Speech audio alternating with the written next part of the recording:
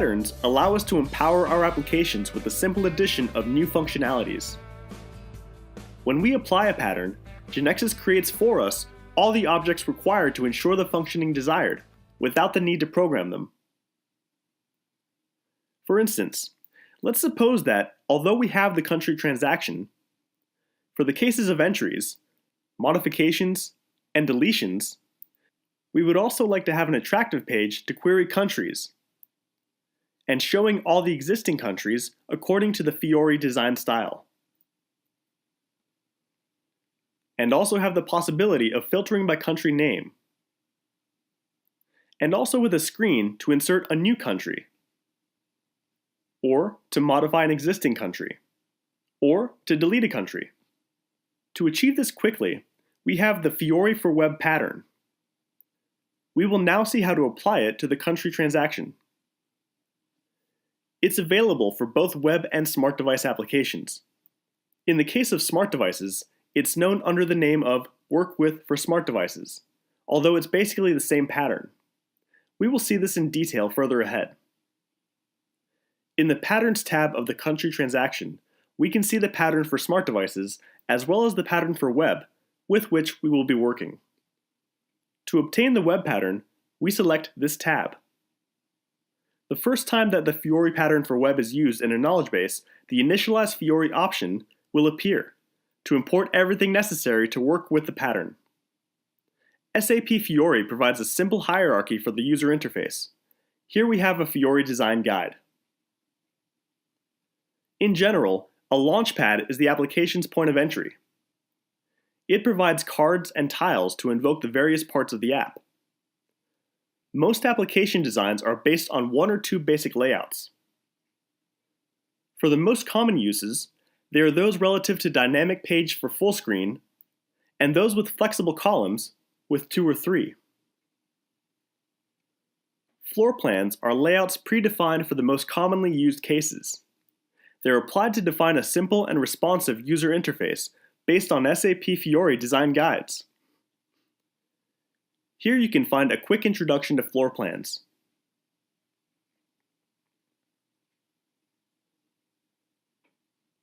Now getting back to our pattern, once we click on the link, GeneXus will start importing the Fiori theme.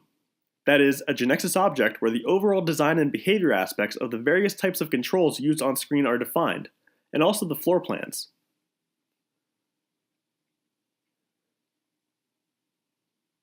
In the KB Explorer, we can see that the Fiori Base Objects module has been added with almost everything that was imported.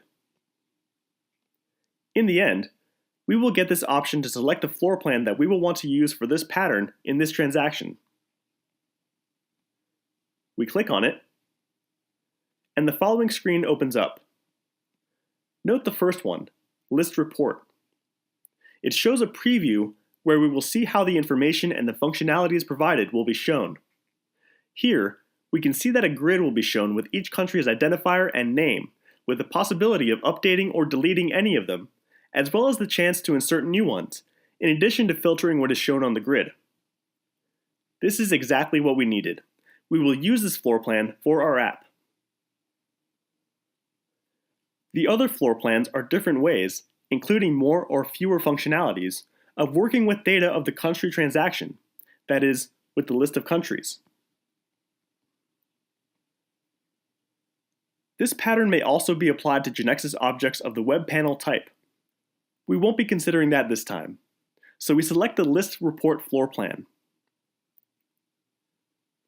And we will see these tabs, each showing the associated object screens, as we will now see in runtime. For example, here we see a screen similar to the one corresponding to the transaction.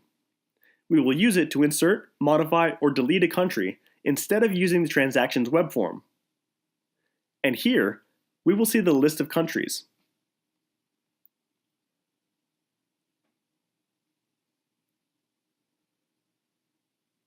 We can also see this selected checkbox, Apply this pattern on save.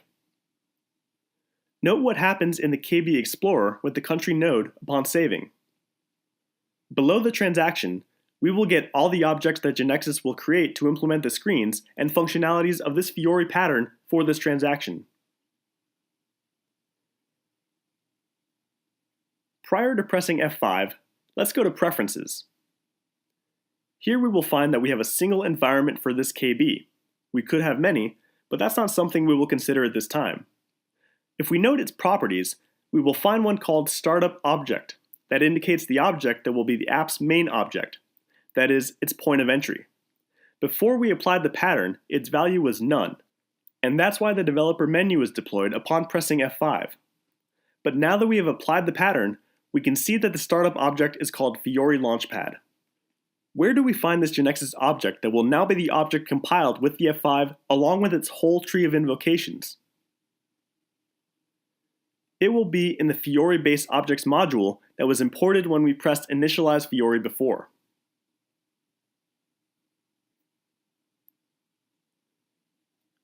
We'll open this GeneXus object of the web panel type that implements a web screen. We will also be able to create web panels through web panel objects, just like GeneXus did automatically for this object. That topic is not part of this course, but you can access it in the GeneXus 15 course, not specialized in SAP. Everything shown there fully applies to SAP. Now let's press F5 to view at runtime everything that was automatically generated when the pattern was applied.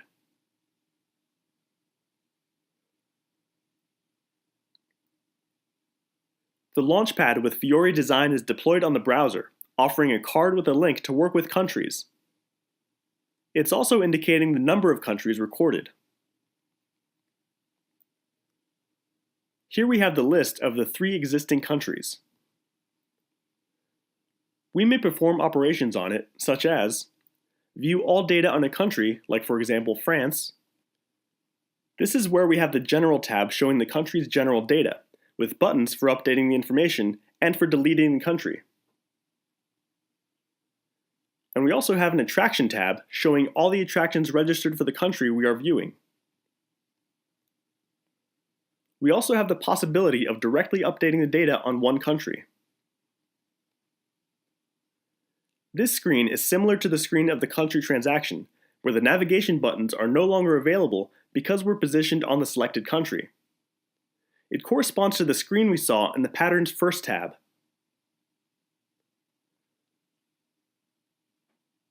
We may also delete the country.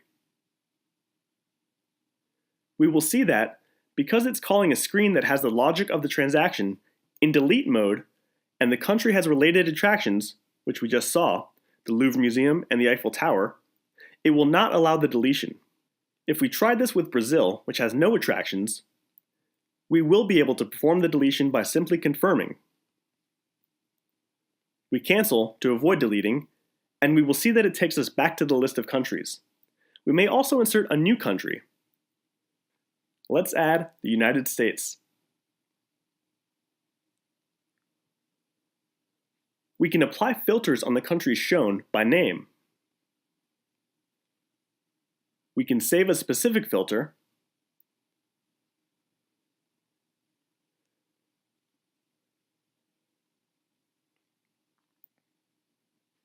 and we can also save a specific option from the list report, such as a card or a tile in the Launchpad.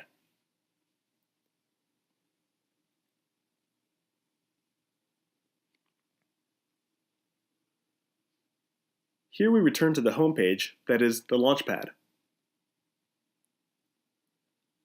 We may also customize at runtime the grid data that we wish to view. It was quite easy to apply the pattern to the country transaction. Now we will do it for the attraction transaction. We can see that the screen for selecting the floor plan is opened automatically. We select the list report again, and with the Apply this pattern on Save checkbox selected, we press F5. Before anything else, it'll save. So the objects will be built and then all the programs will be generated. The Launchpad will be compiled again and it will be executed on the browser. We can see that, like in the previous case, we're offered a card to work with the list of attractions. with the number of recorded attractions. And again, we will see that if we modify the screen's dimensions, the information shown will be adjusted. In this case, instead of showing all the attributes of attraction, only the name is shown. We have the same type of query that we saw for work with countries. We may also customize what is shown, as well as the behavior of all these screens. For instance, let's suppose that we do not want to view the indicator that shows the number of attractions on the Launchpad, and that we want to view, on the card corresponding to the countries, an icon representing them here. So far, we only checked Apply this pattern on save without noticing all these screens with trees of values liable of being set up.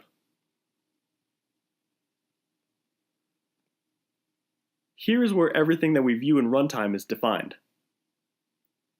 For example, if we go to the List Report tab,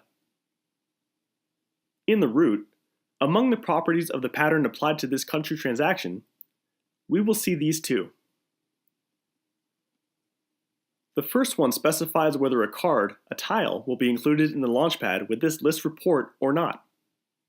If we change the value to false, it'll no longer be shown. The second one allows the configuration of a specific icon, or rather, the code of the icon, according to the Fiori design guides. The third option specified whether an indicator will be included on the card. Default corresponds to a count of the grid's base table, in this case of the country table, but we could change it to a formula or replace it with nothing, in which case no indicator would appear on the card. This is what we will do for the list report of attraction. Let's press F5 to view it at runtime.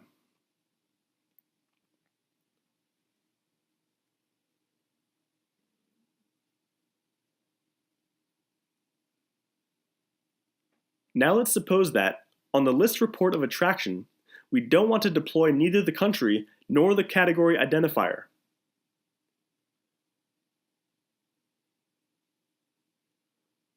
To do this, we have a grid node on the List Report tab with all the attributes that appear on the form when the screen size allows for it.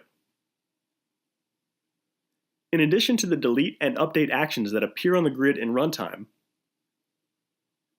we delete all those that we will never want. Another option would be to turn off the visible property. Note that the visibility is set up under responsive customization according to screen sizes. We will delete them.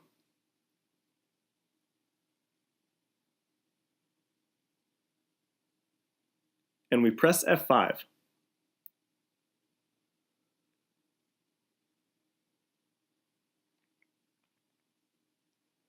Note that by default, the user has the chance to filter the attractions that he wants to view on the grid by name of attraction, name of the attraction's country, or name of the attraction's category.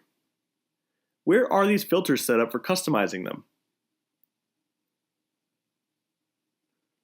They are under the header content node.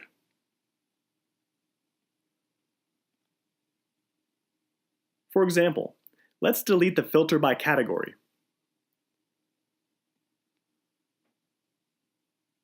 We will see that it disappears automatically from the preview. Let's press F5 to see if it's also disappeared in runtime.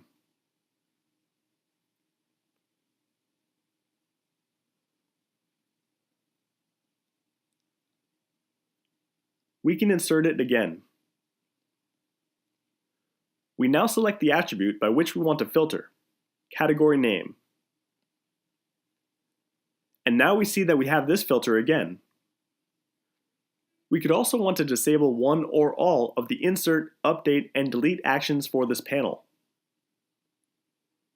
To do this, we go to the Grid Actions node where we have the two actions we saw at runtime. One, to edit the columns shown, and the other one that allows the insertion of a new attraction. For example, if we don't want to offer this action, then we modify the value of its include action property by changing it to no. If we select no, we will see that the Preview's Insert button disappears. If we place it in again, in default, it'll appear again. The delete and the update are inside the grid node because they are shown for each row in the grid. So here, for the delete, we modify the default value, which clearly corresponds to yes, and we change it to no. And in the preview, we can see that the deletion option has disappeared. Let's see it in runtime.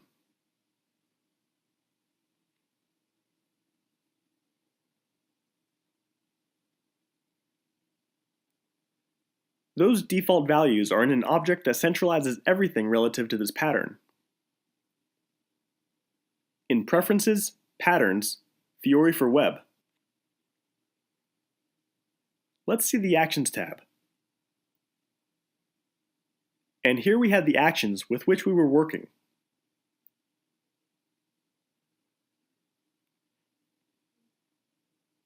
We have even more possibilities for customizing that you can check out.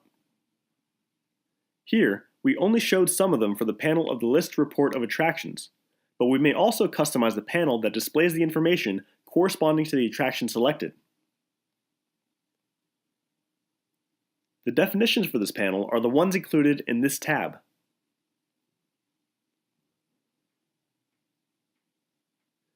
In this case, we have a single tab called General because an attraction will not have any other related information. If we want to see the data shown in that tab, we select the General tab. There, we can see all the data shown in runtime. We may delete, for example, the category and country identifiers.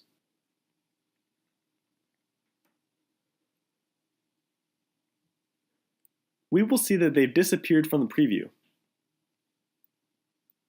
And when we press F5,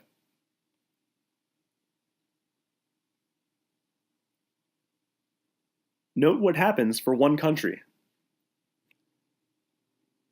It has a tab for the country's general information, and another tab to show the related attractions. If we check in GeneXus, the Object Page tab includes both tabs.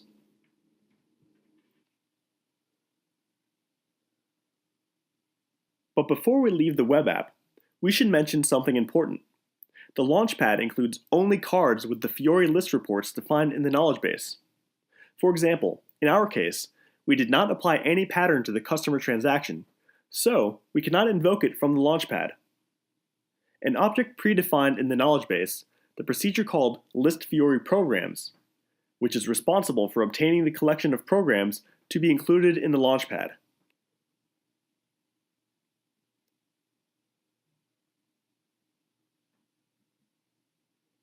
When the Fiori for Web pattern is applied to a new transaction, this procedure is modified to include a card with the new pattern. But, since the Launchpad will be the web app's main object, then it will surely require cards for invoking other objects in addition to these listed, for example, web panels created by the developer. The developer can do this easily by creating an object of the procedure type to receive by parameter the list of programs created by the listFioriPrograms, to then handle it according to the cards that must be added to the Launchpad. Let's add a card to invoke the customer transaction. To do this, we create a procedure.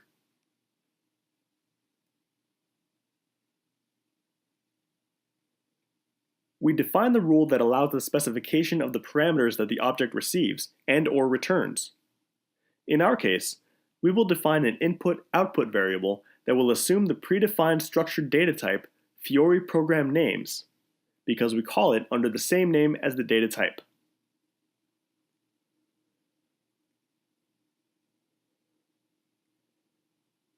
This data type enables us to record the collection of programs to be invoked.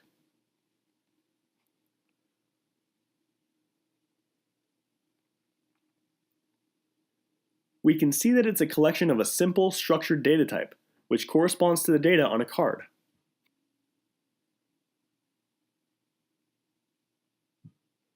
We also define an internal variable of the procedure of this data type.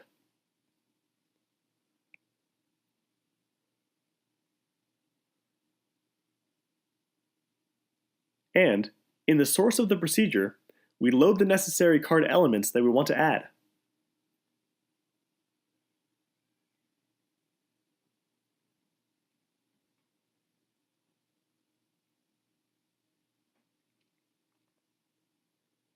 Here, for the indicator of the number of customers, we will use the same count formula that we saw before, but this time, note that it's a local or an inline formula. It's not associated with an attribute, and it's triggered only in this procedure at the exact time when this sentence is executed. Since the indicator must be string, we convert it with the toString method.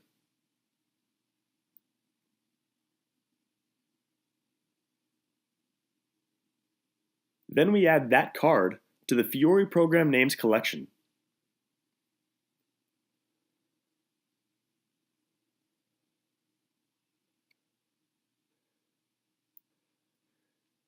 And in the end, we have to make an invocation to this procedure from the predefined procedure that loads the cards for the Launchpad. As mentioned, it's called listFioriPrograms. We can see that, in the first block generated by the pattern, it loads the two cards for the list of countries and for the list of attractions in the Fiori program names variable, which will be returned to the Launchpad for the loading of cards.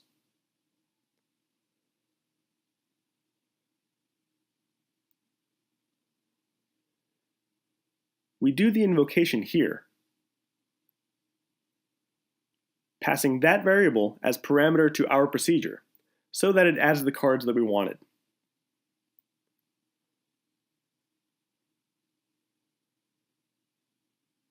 We now press F5. And we can see that the customer's card in fact invokes the customer transaction. In the next video, we will see the consequences of applying the pattern for smart devices.